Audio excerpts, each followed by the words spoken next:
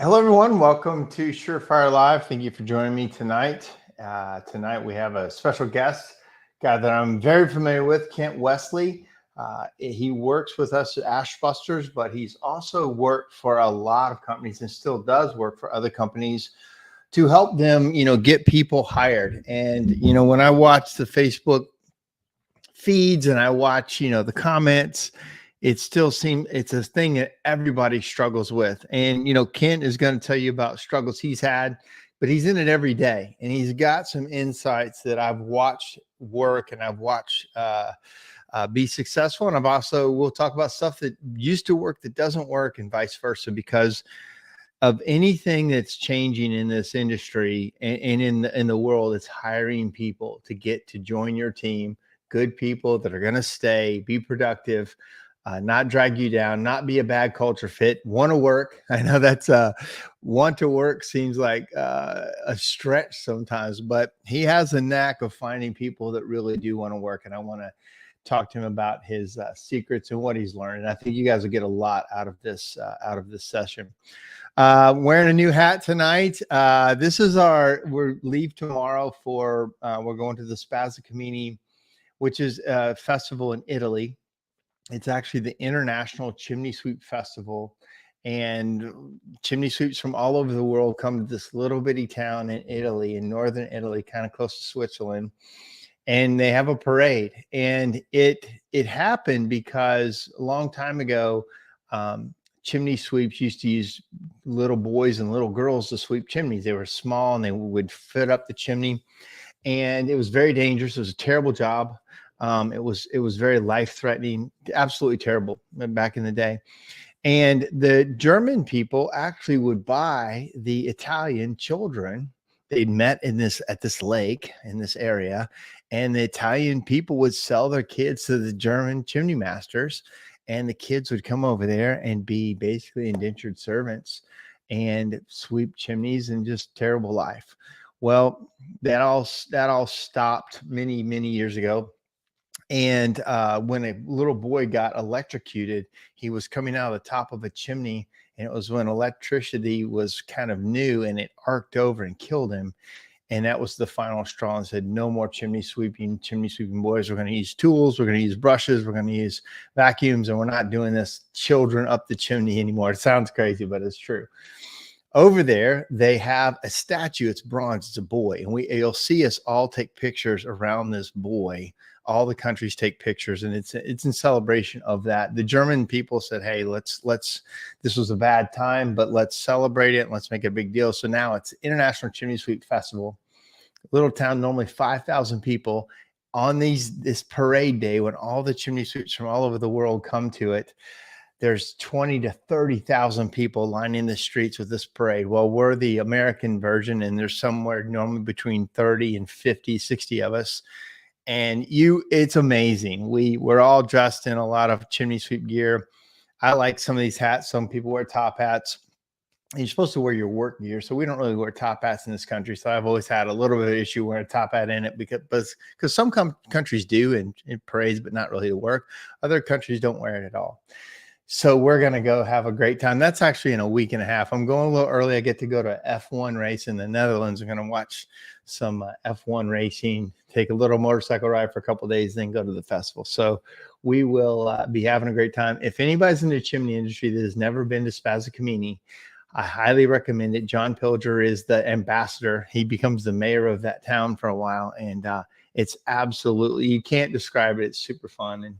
And so that's what we're getting ready to do. We got a couple early comments. All right, it's chimney time. Let's get it. Thank you. I think this is Cody. Hey, Cody. Thanks, buddy. That's his catchphrase to start the night off. And Diane Pilger says, see you soon. So Diane and John, I said John was the mayor, but I think Diane is the queen. I know those two things don't go together, but she knows this thing inside and out. She makes sure everybody is having a good time. Everybody's represented. She knows the rules. She's been there from the jump, and we are going to have a great time. So, Diane, I got the banner, the new banner for us. It looks fantastic. It says Chimney Sweeps of America. It's got a little flag on the side. It's black. It looks really good. And then I got these hats for the group that wants them. So it should be a lot of fun. I'm always looking forward to it. I haven't been in several years because of COVID. and now it's back, and we're going to make it happen. So Diane, we will see you soon. So with that said, let me bring on Mr. Kent Wesley. Hey, Kent. Hey, Mark. Thanks for joining us tonight. Thanks for having me. I appreciate it. You just went on a pretty cool adventure out west to the Glacier National and some cool stuff out there. What'd you do out there? We were out in Montana, and I've been wanting to see Glacier National for a lot of years, and it did not disappoint at all. Yeah. But it was also a reminder of my age. As you know, I fell out of a whitewater raft on my tailbone on a stone, so I'm sitting on a heating pad again tonight. Oh, you are? Yeah, it's going on 2 weeks and it's getting worse. So just a reminder of my age, I guess. You know, I was out did a motorcycle ride and we were in Yosemite. And speaking of age, like one of my cousins was out there and he bottomed his bike out and it fell over and it cracked my cousin's wife's ribs. And we were all getting a little older. I'm still gonna do it, but it you don't bounce as well as you used to. Right. Yeah. I found that out the hard way. Yeah, well, I hope you're okay. Got another comment. Hey, Mark, Joe, Gwen. I think it's Gwen. Is it Gwen or Gun? I don't know quite how you say that, but hey, Joe's an entrepreneur, not in the chimney business, but in a lot of different businesses, and he joins us a lot. Nice to hear from you. So tonight, I've asked Kent. Kent's been doing a lot of hiring for us at Ashbusters, but the reason I have him on is because he does it for a lot of companies. And I wanted him to talk about, you know, what I see complained about more than anything is getting people. So Kent, can you give everybody a little bit of a background of you, what you did before, how you found this damn chimney industry?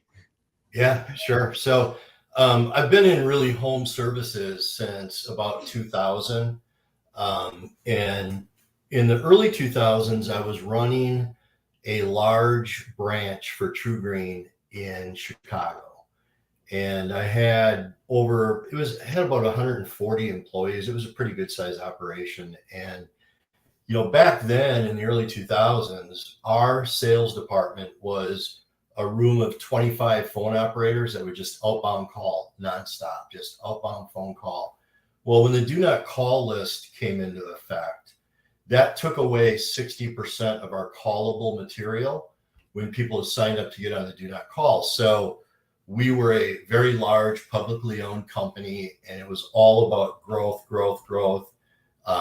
in stock and share price.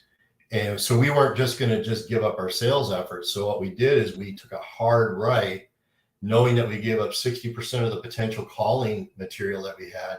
And then we had to start hiring people in March to go door to door and knock on doors in Chicago and try to sell lawn care on the front steps. Oh my God. And I mean, it's like selling chimney services in the summertime. Nobody's interested. I mean, it's March in Chicago. We're still getting snow. We have ice. We have 10-degree weather. I mean, just the sound of it is miserable. Doing it is even worse. But that was the direction that we had to go. And you know, I was posting ads and trying everything I could do, and I was getting no response on the ads. And at that time, I was using Career Builder. So then I found their search rights in it where, you know, I could subscribe to it, and then I could go in and I could actually look for resumes of people that I wanted to pursue. So I literally had a stack of resumes in my office about 1.5 feet high of people that, you know, had gone through and, you know, couldn't get them to come in for an interview. So I started seeing a huge shift when I started reaching out to the people that I thought I wanted. And so versus waiting on them to find you. Exactly. Because nobody, no matter how you try to put a bow on door knocking, it doesn't look appealing to anybody. It doesn't matter if it's pest control, lawn care, whatever.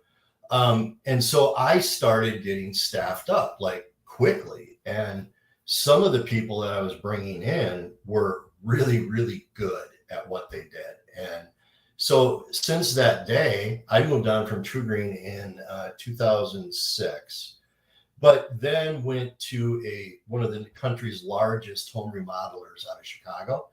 And we did window siding, doors, roofing. And that too was a struggle to try to, our sales turnover was huge because it was a company. It was all about the numbers. You either sold or you were gone, and that was it. So it was churn and burn in the sales ranks. Same thing. I couldn't get people to apply. And then I was brought in really to open up all the outside markets outside of Chicago. So as I did that, I just started using the same method that I used at True Green. And I started staffing these startup branches really quickly because I had to get operations managers, sales managers, office managers, salespeople, installers, so tradespeople. So I started using it there with the same success. So recruiting, I don't want to say it was easy to me or for me, but it wasn't the struggle that it is for a lot of people because I changed the game. I changed it. Yeah, that's a fundamental shift from putting out ads and hoping people come through the door to going after them. I think that's a part that a lot of people miss when I watch over and over how people are trying to hire. Now, I'm not saying putting ads don't work for somebody, and they work some of the time, but your approach is way more proactive than reactive. And I always like the story when you first started working for us. You remember that story of we put out ads and you're like, give me the report. You want to talk about how, because a lot of people still do it the way we used to do. Yeah. Yeah. So, when I got involved in it, excuse me, I talked to you about recruiting and I said, you take a passive approach, and you didn't know what that meant and maybe never heard the term before. But what I meant, the pray and post, just, it doesn't work, or it didn't work when I came to Ashbusters 6 years ago. And I came in, it was this month, 6 years ago, actually. And we were heading into busy season and we needed a lot of apprentices, like a lot of people did. So, I didn't come to this industry thinking I was going to become a recruiting guru. That was not what was in my mind when I came to Ashbusters. And it just kind of happened. And, so now, I've changed my platform changes constantly because, we operate in 4 markets in 3 states. The markets are all different. I have things that work in Milwaukee. Like I literally have people standing in line in Milwaukee to come to work for us as an apprentice. And then there's a couple of our other markets that I can't even get an apprentice. I can't get the interest or get the engagement that I need. So I'm using different things in different markets because different things work in different markets. This is the first time in 6 years that I posted ads. And I do that once in a while when I go into panic mode, because when I go into resume farming, as I call it, I go through dry periods just like everybody else, right? There's good times, there's bad times. And I start panicking and I'll put an ad up, which I do have some ads going now. But when I'm finding it's the same thing over and over again, yeah, I'm getting a bunch of people that apply. But when I look at their background, I'm not interested in them. Because the other thing that I do, and I just know that this works for us because we are growing so fast at Ashbusters, I can't be a test ground for people that don't have trades experience. So, if you come from the restaurant industry or, food or something else, I'm not going to bring you in because we just move so fast. We grow fast, we move people up fast. And I want people that have worked in the trades, been outside, worked in the elements. They have all that. That's great. They've done it. And I know that they can do that. They work in those conditions. We'll teach them everything on the chimney side, but they need to have that. So the post and pray thing, yeah, I'm getting some people through, but I'm not hiring anybody. Most of the results that I'm getting is because I go in. What I did when I got to Ashbusters, I created our company story. We have a great company story, like a lot of chimney companies do. Long, rich history. We've won a lot of awards. There's just a lot of things that I packaged up together, and I built our company story. And the company story changes very rarely. Every year I got to change that we've been in business one more year, or we've, won one more award or something like that. But the story itself pretty much stays the same. And it's all about that story. You and I were talking today, and when I get people in the door, they're pretty fired up. They're pretty charged up. That's what I was telling you. Yeah, when somebody comes through the door, I mean, for people that don't see this action. What's so interesting is by the time he, brings them on and says, yes, we're going to bring you and we're going to bring you in this company. By the time they get to work for us, they're excited. They're pumped up. It's a visual thing. Now that's up to us to deliver what you promise. It's up to us to bring them through and hopefully they work out. But it's so interesting how you've got them very excited on a new career, and you've had to go through a lot to get there, right? That's not just everybody's excited to come to work for us. You've got a process. So so everybody understands there's a couple things. Kent's going to share some secrets tonight about what he does, but also he can be recruited or hired if you need a couple of people hired or a bunch of people hired. That's a business he does on the side of Ashbusters. And I'm totally for that because, we all learn from this. And Kent is a unique guy that has a skill set that I always love seeing people work in what they're good at or just what they can help others with. So understand, I'm going to put some of Kent's contact information up at the end of this. So if you want to reach out to him, talk to him, bring him on, help him, help you. That's why he's here tonight. But we got one of our guys that you just brought on, Josh. He says, hey guys. Hey, Josh. Yeah.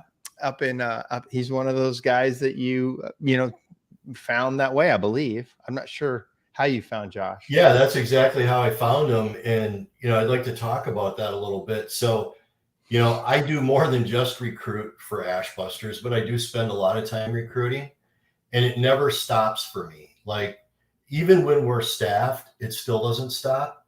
So I'd like to talk about Josh a little bit. Josh is up in Wisconsin. That's my home state. And, I think I found Josh's resume like the same day he put it online. And I reached out to him and we started talking. And on my next trip up there, we had dinner. And I think that was in February. And we had dinner. And as soon as I met him, I knew I was going to hire him. I just didn't have a need in February. So Josh and I stayed in contact. And I never made an offer to Josh until late May. But I got him, and I'm super happy. Josh is great. He's doing a fantastic job for us. He's actually the branch manager in our Milwaukee operation. He is going to be a great leader, a great mentor. But, he was a guy that as soon as I met him, I didn't have a spot, but I wasn't going to let him go, because I really liked him. I knew we needed him. And you do that. That's one of your kind of tactics is you're always recruiting, and you've done this for years with us. Like, I've got a guy, we're not ready for him, or he's not ready. We're just kind of seeing if it's a good thing. Now, just to be clear, so everybody knows, Kent does not headhunt companies. He doesn't go into your company and see who's good. He farms off of people who put resumes out there, right? I want to be clear that they don't think we're going after people's people. If they're looking, we're looking, but we're not trying to entice people away from other companies, just so everybody knows. Yeah, and I'm glad you mentioned that, Mark. I don't poach people. So In my past life, I poached people. When I was in home improvement, I would literally go to a competitor and park in their parking lot at 5 a.m. and watch their install crews leave, and I would follow them. And I'd give them a card. If I'd get to the job site, I'd give them a card and say, I know you're on the clock for another company. I really think you should talk to me. Give me a call. I'll meet you anytime, evening, weekend. That was poaching. Yeah. And I did it. But I don't do that now. But we do get some people from other companies, that have their resumes out there. And I think this might be a good time to address that a little bit, Mark, if we could. Right now, this last year was a little soft for a lot of chimney companies. And so in the beginning of the year, there were a lot more chimney resumes online than I had seen in the last 6 years. And a lot of the reason for that was a lot of people were so slow, they didn't have work and they were laying people off. Yeah. But if you're in our industry and you have certified technicians with, several years of experience, you can't be paying them $20 an hour. If you're paying your people $20 an hour and you think that you absolutely can't pay them more, what that tells me is you have a pricing issue. You don't have a pay issue. You have a pricing issue. Okay. Right. You're not charging enough. You don't have your arms around your costs. Because the other thing you and I talked a little bit about this morning, Mark, was that what I'm noticing, and everybody knows this, right? There's less and less resumes with tradespeople out there all the time. So I've been doing this for Ashbusters for 6 years. There's less resumes now of tradespeople than there's ever been. So, you're losing, number one, we don't have as many candidates as we used to. And if you're paying them $20, you will lose them. They are not going to stay. They're not going to crawl up on roofs. They're not going to do this job for $20 an hour. They will not do it. So if you're in, or they start looking, they might do it until they find something else. And that's what you're seeing is it. And again, if you're an employer and you're paying $20 an hour, understand that was the deal to get them. And that may have been a good number at one point. But you have to move your business model up to keep people and attract people. That's the other thing. Keeping them is one thing, but how are you going to attract new talent if you're trying to grow? And then if you lose, one guy said, "Hey, don't steal my one-man show." Well, but we don't steal anybody. They come to us, and we're not saying, "Hey, come to us." We're saying we watch for if people. I want to say this right here. He said, Josh says this. He says, 4 hours it took Kent to contact me. You're an amazing guy, Kent, because we're watching, we're aware. Josh has 19 years in the chimney industry. He's worked for chimney companies. He's owned chimney companies. He's super knowledgeable, and he liked our model that he felt like he could fit in, and he's fit in amazingly well. And so that's what again, and here's another thing. Poor Kent gets label of poacher from companies that don't care about their employees. He simply gets good guys a good opportunity. That's the lesson right there. If you're listening, and here's the thing, if I lose somebody to another company, I really don't hate it. I don't want to, but I understand either they had something I couldn't offer, maybe they sold them a smoke show, or something worked out better. I don't want anybody in my company that's looking. In fact, Kent, you watch Indeed all the time, and sometimes we see our people put something out there. It's a red alert to us to have a conversation. Yep. I think it's a good thing for us. Sometimes it's wrong. Sometimes we needed to have a conversation we were missing. If you're not watching Indeed, your people put your stuff up there. It's not a bad idea to watch it. Yeah, it's really not, because we've had a couple of meetings with some of those guys, and one person, I don't want to mention names, but he's a manager in our company now. And you and I sat him down because I found his resume online, and we brought him upstairs, and he said, "My kids are young, and I need this, this, and this." Well, my kids are young. I'm never going to have these years back. And we were able to make that adjustment for him, keep him engaged, and I think he's going on 5 years now. And he's one of our managers, and he's doing just a great, phenomenal job for us. So Had I not been watching, I would have never saw it. We could have lost him. We could have lost a really good guy that I think will probably retire with us. He's got another 20 some years ahead of him. But he's a great guy. And I think we got him locked in, but I wouldn't have had that opportunity if I didn't know his resume was out there. It's happened a few times. Just I can remember a couple of guys won't name any names, but they popped up like, "What? We didn't even know." And then we could have a conversation. And sometimes just be aware. If there's any first hiring tip, don't lose your good people. Well, don't lose your good people by paying attention and being aware that they are trying to make a better life for themselves too. So don't hate them if they choose it. Make your business so they're not really looking. But even as much as we try, people still look on us too. And I don't want to hold anybody back from an opportunity. If you don't want to work for me, I'm happy for you to go somewhere else. We dance with the willing, right? We want to dance with the willing. You want to dance. We want to give you everything we can. But if you want to look somewhere else, man, go for it. This is a free country. This is America, baby. Couple other things real quick. Yes, this is a smoothie. This is a acai berry smoothie with some yogurt and some honey and some other stuff. Ferd came in, and Fred, when I read it, it looks like Fred. I'm sorry. Ferd says, "Good evening. Sorry I'm late." Ford, it's okay. Pay me Venmo for being tardy.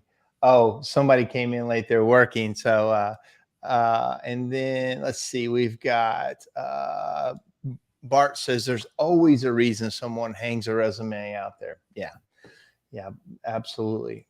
And then this review we started last week works well with getting the messages across to both employer standpoint and employees. Yeah, so we're doing reviews We're going through the review process. I didn't really believe in that so much for a while, but I felt like we needed it, and we're starting that dialogue between the two. So let's get into some meat of things. And guys, ask Kent any questions. That's why he's here tonight. So one question I have, a lot of people pop it up. When you bring somebody in, you've mentioned you see a lot of guys that are available. They have the certified chimney sweep, but under that, there are some warning signs. Can you talk about that a little bit? Yeah, I see that a lot. And that kind of goes back to what I said earlier, where if you don't have trades experience, I'm not going to bring you in the door. And like today, I have active searches going every day. So like right now, especially this time of year, we're over our head count will be well over 100 heading into busy season this year.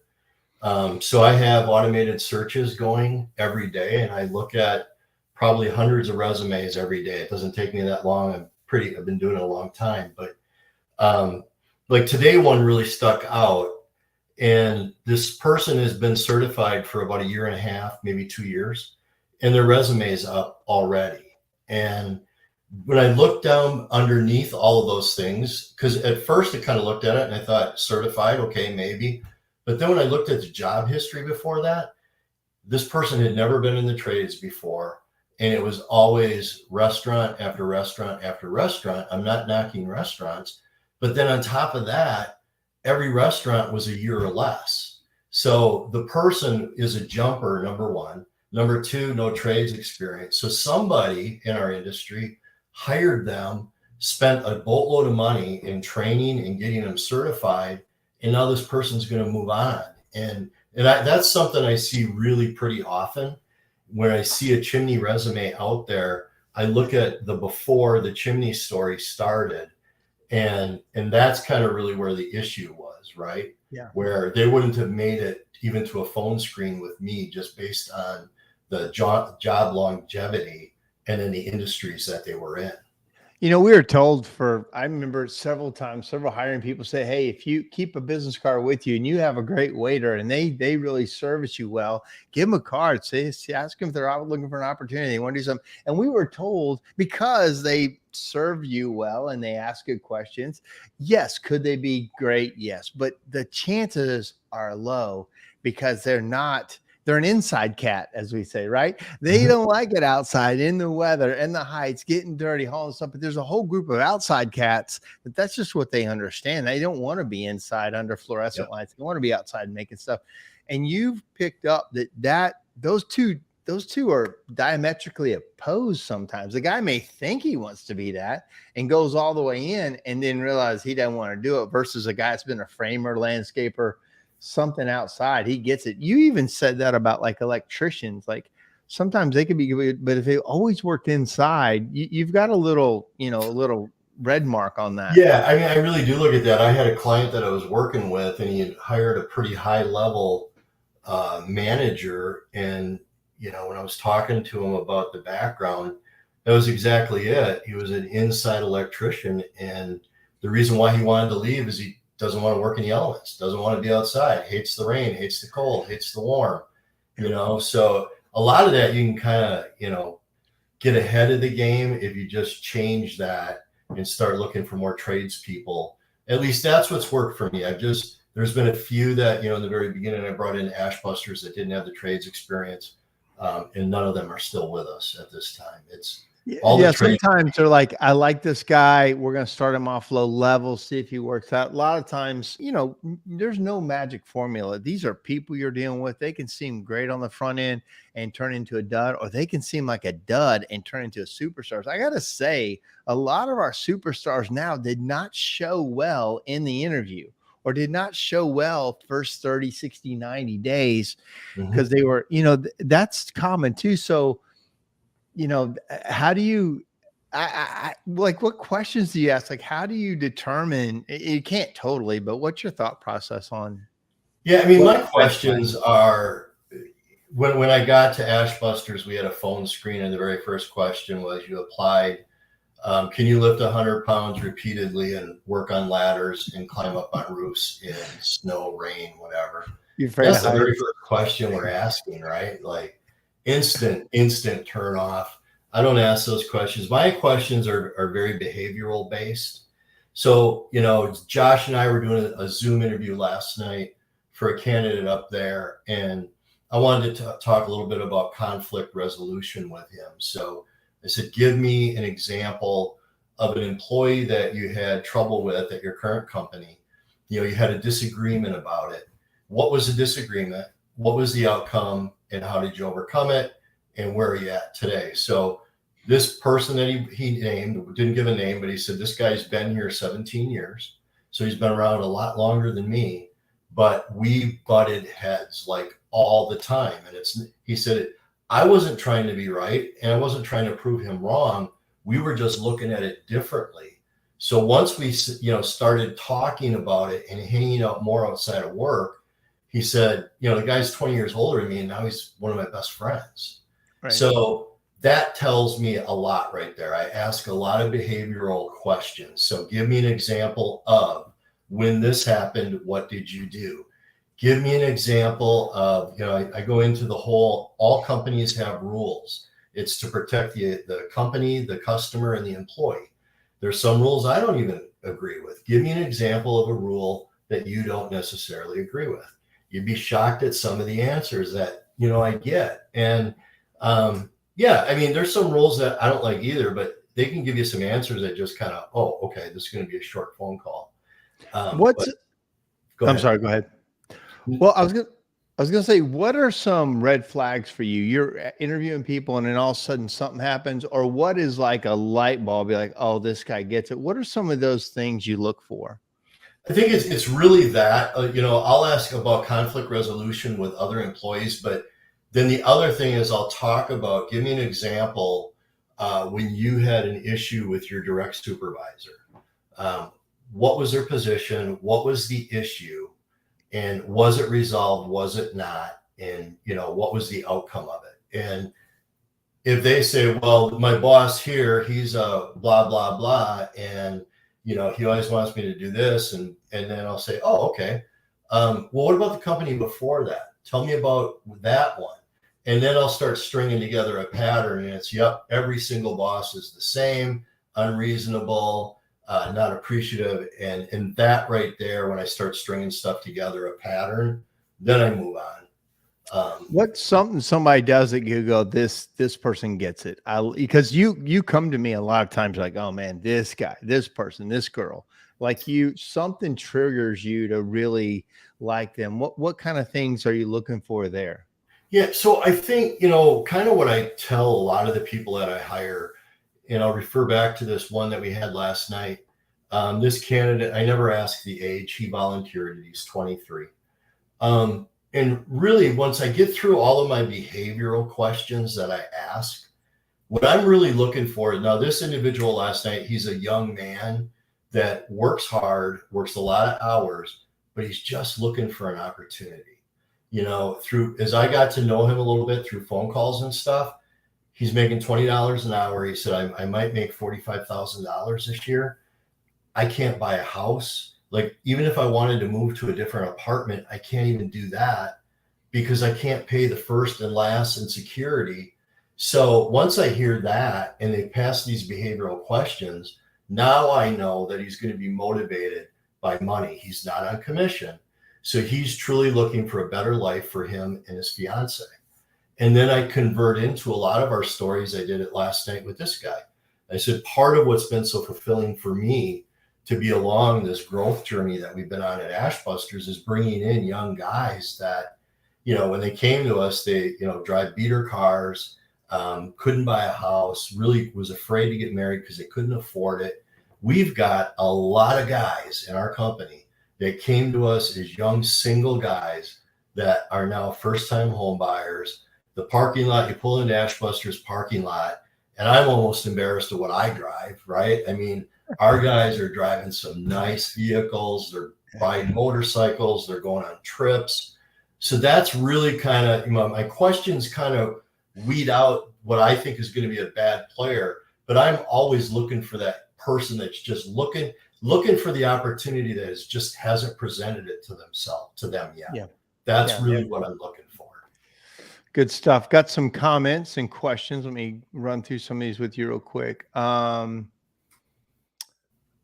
This I can't see who this is, and I can't see it, but it says denied me my first time, but I saved Kent's phone number. So it must have been somebody you interviewed once, and they called you back. I don't know who that was, but here's a good question: do you ever do group interviews for the first round? If so, do you have any tips for them?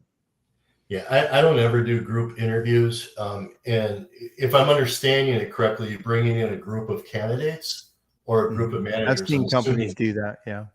Yeah. So, let's kind of back up a little bit. When I talked about this company I was with in Chicago, they brought me in. I was the first at that time region manager they hired to open up the outside markets.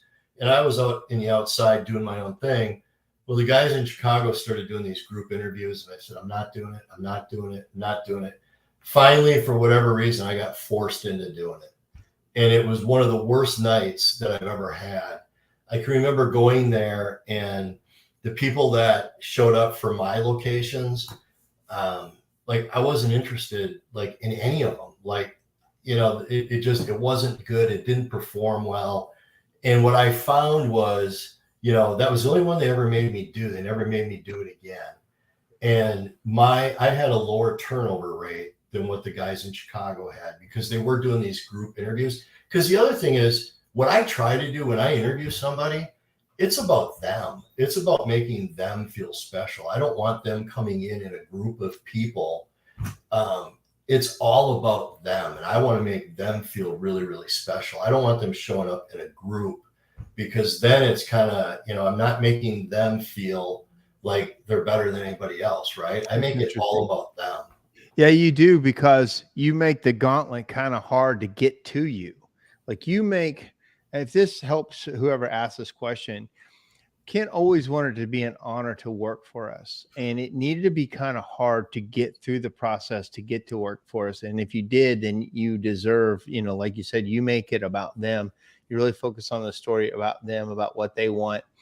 And I could see how that wouldn't translate into. So if this person does group interviews, Kent doesn't like it, but the guys who were successful at it, do you have any tips of the guys who actually, it's more like in this world, I feel like you're hiring a specialist. And for us, we're trying to put them on a career path. We're not just plugging them into a cog that does something. We want you to do something. Maybe everybody does, but that group thing, I watched when we had our franchise for Servant, a big HVAC company and carpet cleaning company bought our franchise in DC. And they had this group cattle call thing. And I couldn't believe how many people were showing up. They brought in 40 people. They set them in these seats. They watched this video. They took this test. They sat there while somebody graded the test, and they invited 5 of them in for a personal interview. And I'm like, this works. This gets good people. But, that's what they did. But just to put a button on this, is there any tips that worked in this group atmosphere, or that you would say? No, I didn't like it, because the thing is, my opinion of the group thing, it was a time saver, right, for the managers.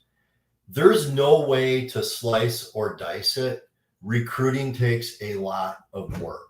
Yeah. And I do it every day. When I say every day, I don't mean Monday through Thursday or Monday through Friday, 7 days a week. I was in Europe this spring for 2.5 weeks.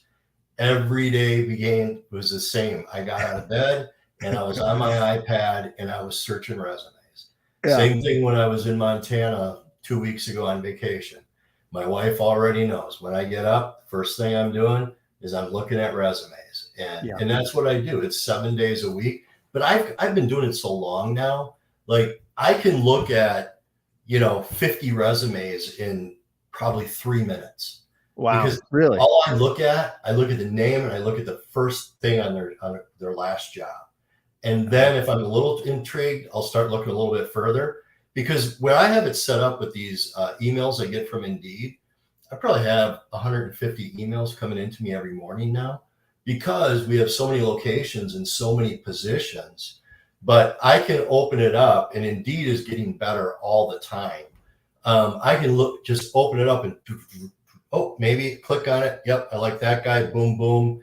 and I'm already reached out to them. And that's how I do it. But it is 7 days a week. It doesn't stop. Even when I'm staffed up, like with Josh, I didn't have a spot for him in February. I knew I was going to have a spot. So I just stayed engaged with him. We kept talking.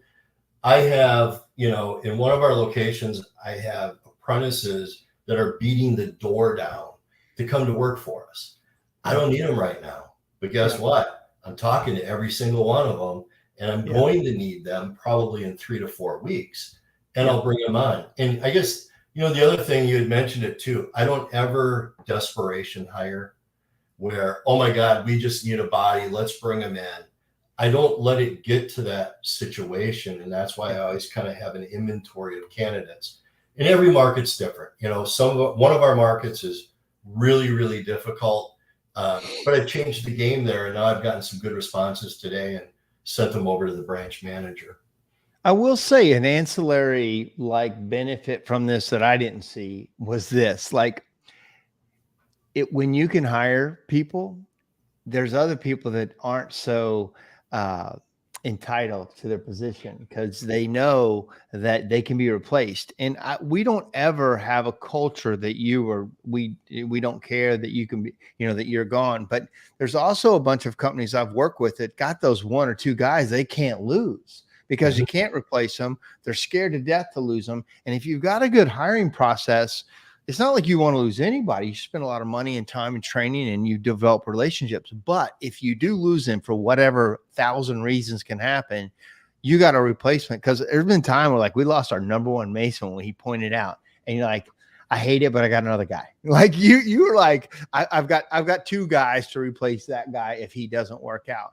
And it's not like we don't miss them or sometimes there is a hole in the game, but the game gets refilled and gets going again. And by having a process like you have, you're not held hostage by even superstars.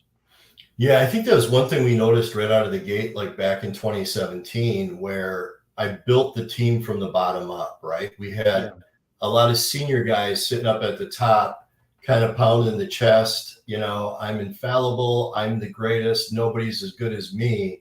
And then I started bringing in the apprentices like the Jonas and the Michaels and these other guys. And some of these guys started going, oh, okay. And, a lot of those guys aren't with us anymore. And a lot of them are, right? A lot of our veterans, but what they saw was the talent that's coming in the door now is stronger than the talent we have at the top. So we built it from the bottom up. Well, because I was in charge of hiring. That's why it got better with you.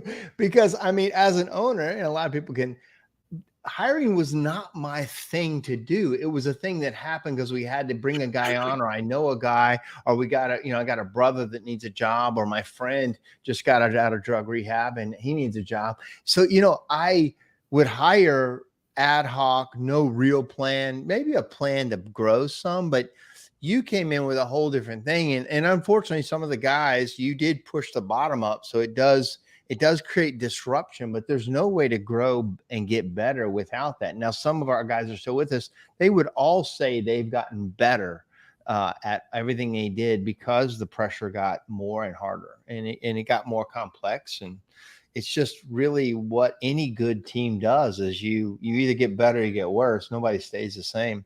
Several comments. You're getting a lot of comments here, so let me catch up on some. Joe Gwynn says, sorry, I try to help guys get a second chance in life. I tell them I'm not a career job for you. I'm just a stepping stone to get you where you need to be. Most of my workers are ex-cons or ex-druggies. let me just put this up here. I can't read it very well. It's kind of runs on. Let me extend this. Okay. I feel that after we stopped fostering kids, that God wanted me to help fathers and adults break the cycle. So now that's the top people I think we hire. So my question is, could you give some input on the lower level guys? I love helping people. I'd love to see them working for, I can't see the rest of this. So sorry if it's too long, I can't quite pick it out. So I think you get the point. He likes to help people. This is kind of where I was. guy ride a bike to work. I'm like, man, that sounds good. Man, what motivation? Like, dude, what's he going to do first time it rains or gets cold? We're going to go pick him up. So you would see through that. It's not that you don't want to help people, but what would you say to this big hearted, helping kind of thought process? So, at Ashbusters, we can't do that because we do background checks, we do pre-employment drug screens, we do all of that. I do have a client that I worked with for a while in Ohio and got him staffed up, and he was a big believer too in hiring people that were incarcerated, and for him it worked. And I think in some cases it can work. But just for us, we haven't, again, with our background checks and everything else, I can't get them, through that. So I will say this, we have the work release program at one of our other my powder coat facility, and we like the program, but sometimes it's very frustrating to have guys who never knew how to work. They never had any accountability, or they went through the accountability and didn't listen. To you, Joe, I love the heart. You're going to have to be harder on them. You're going to have to hold them more accountable and be tougher on them than you would maybe somebody that doesn't need you to be tough on them. But these guys have to have structure and accountability, and you can't put up with anything hardly at all. They don't get a bunch of chances with you, because what the problem is, you hurt your good people. Your good people that are doing the right thing, and these guys are getting away with stuff. You've got to be even a better leader to lead those guys that are troubled, and you have to cut them and get them away from you so they don't become cancerous or weigh your team down. You will never grow big with a lot of those people. Having a small division of them that people watch and help, and maybe they can get out of it, and we always hope for that. You can't have that many of them, though, is what I found. Another one, restaurant work. Is gig work. Servers can make $150 to $300 in a 4 to 6 hour shift. Much of that is cash. It is hard to compete with those expectations once someone gets comfortable in the restaurant industry. That's a great point. I never thought of it that way, but yeah, that's. And then, you're serving tables and you're writing down orders and you're serving stuff versus hauling brick and liners up to the top of a chimney in 20-degree weather. Josh says this: I always hear during interviews with Kent, the candidate the candidate says, wow, that's a good question. And it takes a bit for them to answer. And I know we are both watching their eyes and their composure as they are answering. These tough questions from Kent gives me to kicks in the Dave Pomeroy training, and I can read them. So you want to talk about, I guess he's just watching how it works for you and opening up a lot of aha moments for him. Yeah, I mean, my questions, they're thought-provoking. A lot of times people will stop and say, gee, that's a really tough one. I'll say, that's fine. Let's just keep going and we'll circle back to it. So I do ask difficult questions. This isn't come in, Ashbusters needs person, rubber stamp, hired. It's much tougher than that. You mean the Mark Stoner method? It was that. Yeah. Yvette, hey, Yvette, good to see you. I think we're going to see you in a couple of weeks over in Italy. Hope you're doing well. Okay. Oh, it's tough to get through to Kent. All right. Oh, this is Jonah. I practically had to beg him for a job. And when he did hire me, it was a position he thought would weed me out. That's a true story. I am so glad you said that, Jonah, because I want to talk about that for a little bit. Yeah. Okay. So I had recruited a guy out of Chicago who was Jonah's friend, and Jonah moved down to Nashville with him. And so his friend who we hired said, oh, it's great. Call this guy. And this guy, Jonah, just kept bothering me, just calling. And it was another one of these situations where I didn't need him quite then. But then I started like, okay, call me Tuesday at 3:30, just to mess with him, right? Tuesday at 3:30, the phone would ring. It's Jonah. So every time when I told him to call, he did. And then when he came in and he interviewed, and he comes into my office and he's got his ears gauged out, and I'm sorry, it's just not my thing, but they were gauged out, and Jonah was very casual, and he's sitting there in my office vaping during the interview. And I was like, man, I don't think this guy's going to make it, but he's Michael's friend. Michael's doing a great job. And I hired Jonah, and I talk about Jonah a lot. I talked to him about him in the interview last night, where Jonah came to us as an apprentice, no experience in the chimney thing. And 4 years later, he's our branch manager in Knoxville. And he won the CSI Rising Star Award. Yeah. And, you know, and so I talk about Jonah a lot in our interview process that, you know, when I hire an apprentice, it doesn't have an apprentice. I'm really hiring the future leaders of Ashbusters. Yeah. This apprenticeship is just a stepping stone for you to get there. And we're going to give you everything you need, the education, the tools, the support, and the training. And what you do with it is up to you, but this is where it can go. Yeah. Jonah is absolute, you know, nobody could have predicted how good he could. I don't even think he could predict it. I think he was just in the transitional part, and we got lucky, honestly. And I feel like, you know, he would probably say he got lucky too, to hit us at the right time. But yeah, it's funny. We put him through the gauntlet because then you put him in the metal shop as a helper to one of the hardest leaders that we have to break him. I did, and I brought him down to the warehouse for him to interview Jonah, and I was just standing back watching the interaction. I thought, man, if Jonah takes the job after talking to this guy, he might be a keeper. I know he likes abuse. So Jonah, you're absolutely a star, and we couldn't be more fortunate that you got through the process. And you know, some of it's us learning too. And then, you know, he also looked for more opportunity in the company. When we said we were going to do something, he's like, put me in, coach. He's like, hey, we want this. And he always says, yeah, count on me. I'm the one. And then he'll push the envelope too. And so that's, you know, that's what you're looking for. And for us, if you're an employer out there and you're listening to us talk, one of the big takeaways you need to understand is that we try to create a career path. We can't always do it. We can't always there can't always be another COO or another CEO or another, but we want to create some kind of path. And then also sometimes you just have to be ready when the path opens up. Somebody moves on, something happens, something changes, and now we can have you step up into a position. And I think that's, you and me, Kent, we focus on growth helps us be able to share a career path vision for the people you're bringing on. Okay. Okay. Here's another one. Ferd says, look at you now. And then Yvette says, let them watch a video before they start so they see what the job is. So on the yeah, I mean, I don't know if you ever do anything like that. So on her thing, some of that was and I know some people have success with this, show them what the job is, really what they're getting into, warn them a little bit, you know, the 80 pounds, the heights, the things. What do you do to tell them what this job is in the early stages?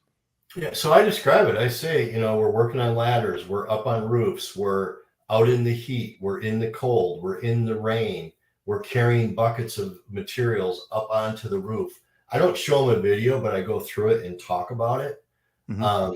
And, you know, I don't mislead people. I tell them, you know, what it's going to be. Misleading them isn't going to help me, right? But I give them a description of what we're going to do or what they're going to be doing. But yeah, in that too, though, I also sell that in the apprenticeship that a lot of these guys that and I shouldn't say guys, because there's a lot more women resumes out there with trades background now than I've ever seen before. That's cool. Excuse me. But I don't mislead them. But I talk about, I kind of lost my train of thought where I was going with this one, but I do kind of go through it. You know, well, she said, do you show them a video? And my question was, how do you explain what they're going to be doing? And you're saying, hey, I'm not telling you it's going to be awesome. So that was kind of what you were going down. Yeah, and I do tell them, I say, you know what, this is a tough job.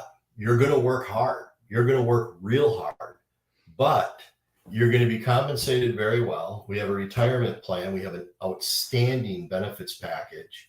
And you're going to be eligible for all of that. Plus, if you really hit it hard, you're going to be a lead guy in a year. And after that, it's really up to you where you want to go. Yep. And when we say, just so people know, a lead guy is moves into a truck and he kind of has control of his thing, comes out of the apprenticeship program and does stuff. Now, some guys come to you with tons of experience and most have zero. So they've got to start at zero and move up so they can run it. We used to think we could have a guy run a truck in 3 to 6 months. And every once in a while you have a guy that has a lot of experience, but from somebody from no experience cannot run a truck in 3 to 6 months. They have to have a bunch of experience and then a process typically.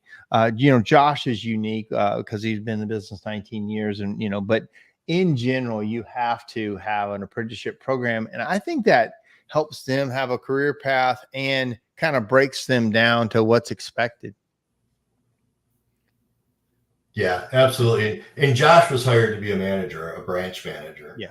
But I'm glad you mentioned that because you do see that a lot in the Facebook groups, like how long before you let somebody run a truck. And I always tell everybody the same thing. If you're coming to us with no experience, you're looking at about a year.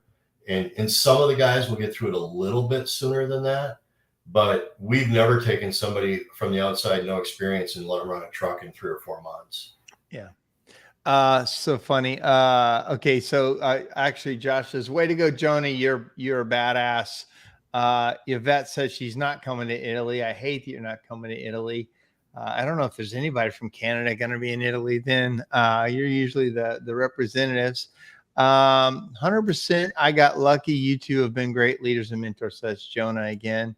Yvette says she needs a Jonah. Everybody needs a Jonah.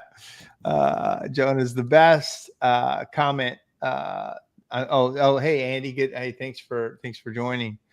Yvette says, exactly. You can show them till you're blue in the face, and some don't get it unless they see it. So there's been times we brought people in and they didn't work. They were scared of heights. They didn't realize. We had one guy that was allergic to the sun. You remember that situation? Yeah, right.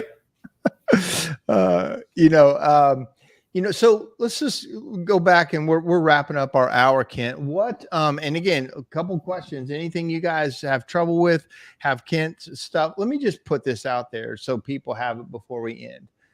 Kent's contact information. If you want to get in contact with him here's his email, kent.knowledgewins@gmail.com. And, his company's called Knowledge Wins. And then also here's his phone number, 815-701-3691. I don't know that I can put that in the comments, but you can rewind this if you want to catch again, kent.knowledgewins@gmail.com. And this is his phone number. If people want to engage you, what do they do? What do they do? Yeah, give me a call or email me because we haven't talked a lot about that. Like I said, I never came to the industry thinking I was going to become this hiring guy. I didn't know how good you were at it. And it evolved to the point where my wife, because I also, I hire for other chimney companies. I hire for other industries other than the chimney company. My wife quit her full-time job to come in to Knowledge Wins, and that's kind of what she does now. So yeah, we staff for a lot of different industries across the country. We recruit across the country, and we have a very she starts the kind of the search side of it, building out the company stories and that type of thing, and then she vets candidates right up to the point where she gets them through a phone screen and a few other things. She runs a disc on them, and then once she turns them over to me, the disc is a profile for personality, yeah. Correct? Yeah. Right. Yep. So she'll run a disc on them. She'll score the disc for me. Then the next step in a candidate would be a Zoom interview with me. I always want to get some eyes on these candidates. And then we would hand over a perfectly vetted candidate to a company. So if you came to me and said, I really need an apprentice, we would sit you down, find out about your company, write your company story, because that's really the hook, right? I'm selling our company story all the time. So we develop your company story, we build templates, and then we reach out to candidates and we staff you up. I watched some people put, like, when they hire in the ad, say laborer, hod carrier, like warehouse, like there's nothing attractive in some of their things. And you got away from using that a long time ago. You're like paid apprenticeship. We're looking, we're in it with you. Can you talk about some of those mistakes that you see companies make? Yeah, those words mean a lot. Like I had a client that I worked with a few years ago, and he kept talking to me about a hod carrier. And again, I didn't come from the chimney industry. I didn't come from the masonry background. I didn't even know what a hod carrier was. Yeah. And they had been advertising for a hod carrier. And I said, well, if you keep doing, you're not getting anybody, right? And they said, no. And I said, well, if somebody is a mason, they're going to know what a hod carrier is, but they're not going to apply to become a hod carrier. You got to change that, right? And the one thing I did, and I didn't tell you this, Jonah, I know I sent you some resumes today, but Knoxville has been one of our bigger challenges to recruit in. And that whole apprenticeship has kind of been my entry in. That's how I've attracted a lot of our candidates through that. So I changed it up a couple of days ago, and I changed it to field specialist. And I think I got more, probably sent you more today than I have in the last week or two, Jonah. And it seems like it's getting more, and I got more I got to go through tonight, but it seems like that's getting more legs. So you're exactly right. Laborer, helper, stuff like that. I'm not looking for the C player. I'm looking for the A players all the time. A players don't want to be a hod carrier. They don't want to be a laborer. Yeah. And some of them, and that's why I'm starting to change this apprentice thing, because the level of experience that I'm looking for is higher, and some of them are offended by apprentice. I'm better than an apprentice. Interesting. Oh, okay. You're a field specialist. That's what you are, or that's what you can be. That's interesting. I didn't know you had changed it to that. I knew the apprentice thing from labor was a big jump, and this is even better. Like if you don't pay enough and you don't sell the sizzle and the dream, you'll never have the A player walk through the door. You just can't. Now, sometimes you can take a Jonah, when he's A, and turn him into what he is now, but that almost never happens from a guy who really barely made it in to a guy that's a superstar. In general, they need to be, for the whole alphabet, they need to already know A through M, and we're trying to teach them N through Z. We don't need it, so your process is bringing that guy in that just wants that next step for them, not the beginning step.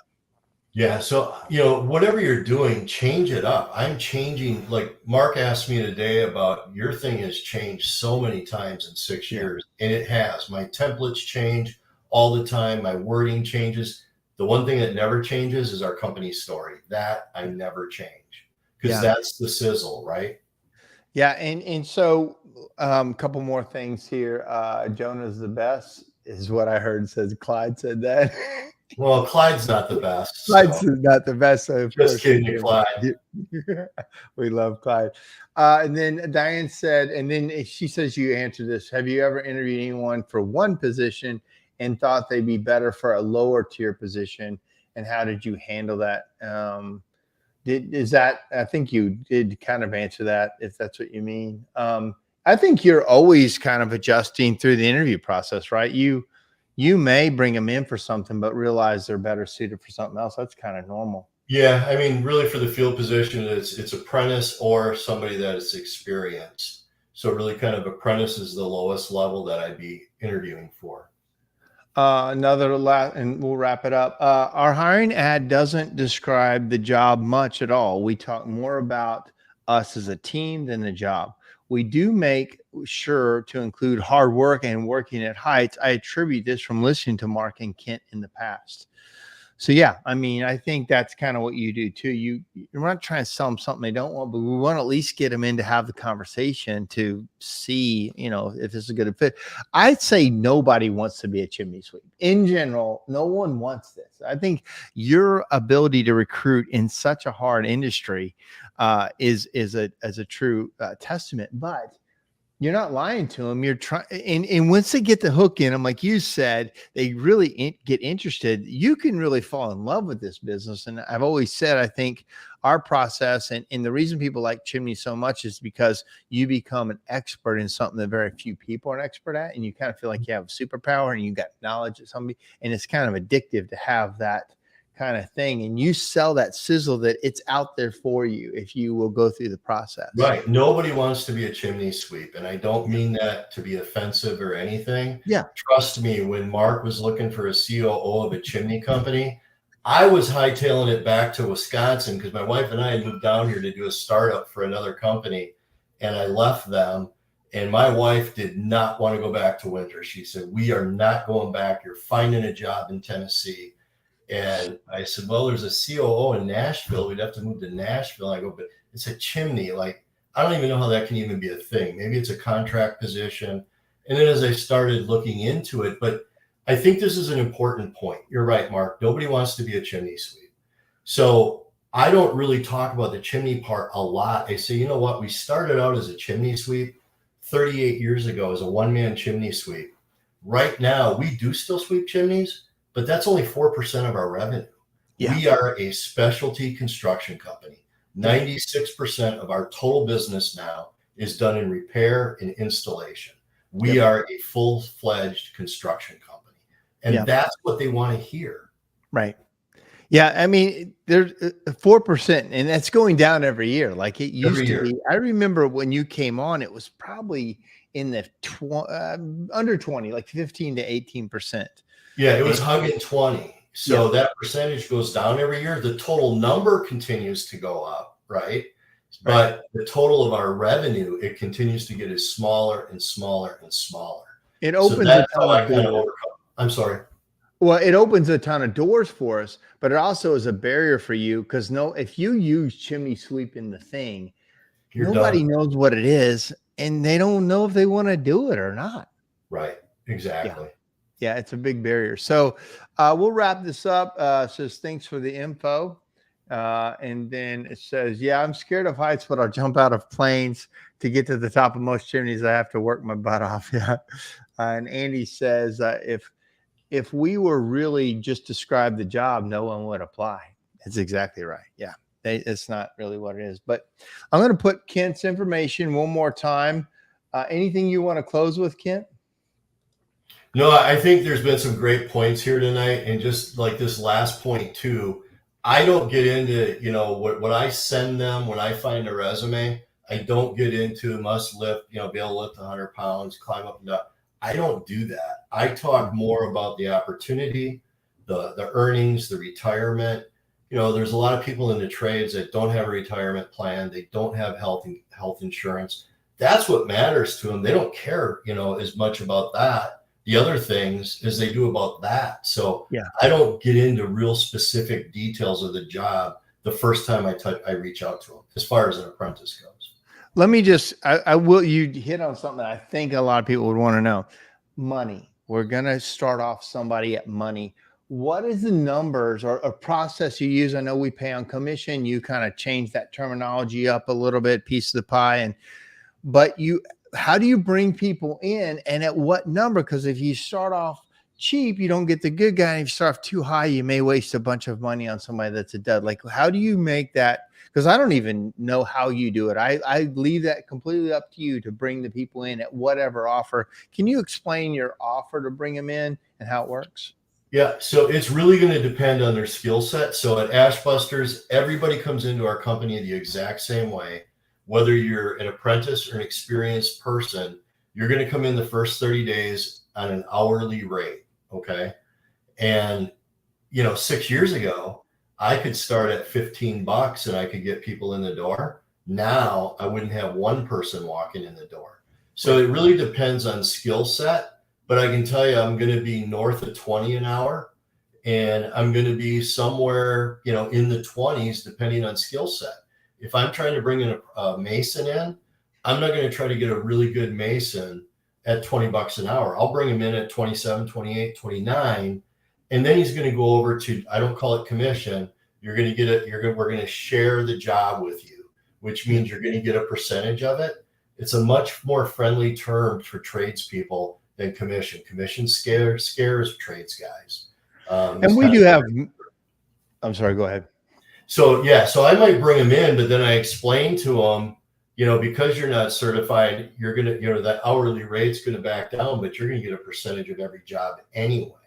Right. So, the hourly is only going to kick in very rarely with you anyway. And then I run through what that looks like. If you're hourly, I pay you $25 an hour, 8 hours, you got $200. If I pay you 7% as an apprentice, $5,000 job, you're going to make $350. That's when the eyes start going like that.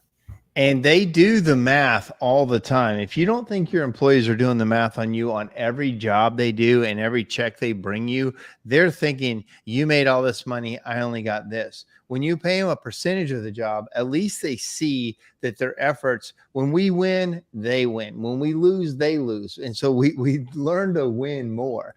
And also, by the time we do it a 30-day, basically hourly, and once they've done certain things on SureFire, certain things, when you get that, you get to move to commission. They can't wait to move to commission.